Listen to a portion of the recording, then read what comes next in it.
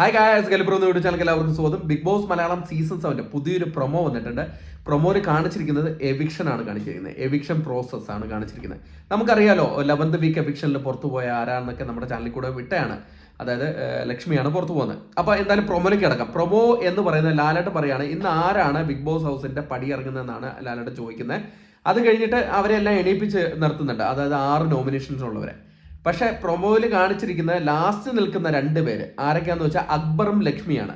എന്നിട്ട് ലാലേട്ടൻ പറയാണ് ഇവർ 2 പേരാണ്, ഇവർ 2 പേരിൽ ആരാണ് പുറത്തു പോകുന്നതെന്ന് നമുക്ക് നോക്കാമെന്നാണ് പറയുന്നത്. എന്നിട്ട് നമ്മുടെ ഗാർഡൻ ഏരിയയിലേക്ക് വരികയാണ്. അപ്പോഴേക്കും അവിടെ 2 വണ്ടികൾ, സുസുക്കിയുടെ 2 വണ്ടികൾ കയറി വരികയാണ്.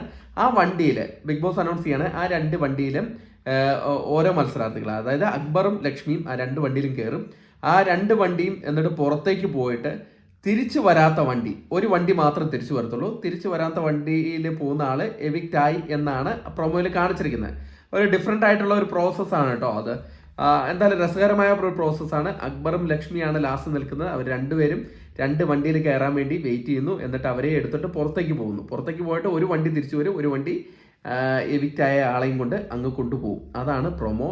എന്തായാലും ഇൻട്രസ്റ്റിംഗ് പ്രൊമോയാണ്. നമുക്കറിയാം ആരാണ് പുറത്ത് പോയതെന്നൊക്കെ. ഇനിയിപ്പോൾ അത് മറച്ചു വെച്ചിരിക്കും, കാരണം എല്ലാ സോഷ്യൽ മീഡിയ പ്ലാറ്റ്ഫോമിൽ കൂടെ അത് അറിഞ്ഞു കഴിഞ്ഞ ഒരു കാര്യമാണ്. നമ്മുടെ അമ്മ പോയിട്ടുണ്ട്, ലക്ഷ്മി അമ്മ. അപ്പം അതെന്തായാലും ആണ് നാളത്തെ എവിക്ഷൻ പ്രോസസ്സ്. അപ്പോൾ ആ പ്രൊമോ ഒന്ന് അപ്ഡേറ്റ് ചെയ്യാനായിട്ടാണ് വന്നിരിക്കുന്നത്. അപ്പോൾ കൂടുതൽ ബിഗ് ബോസ് അപ്ഡേറ്റുകളുമായിട്ട് നമ്മൾ നിങ്ങളുടെ കൂടെ എത്താം.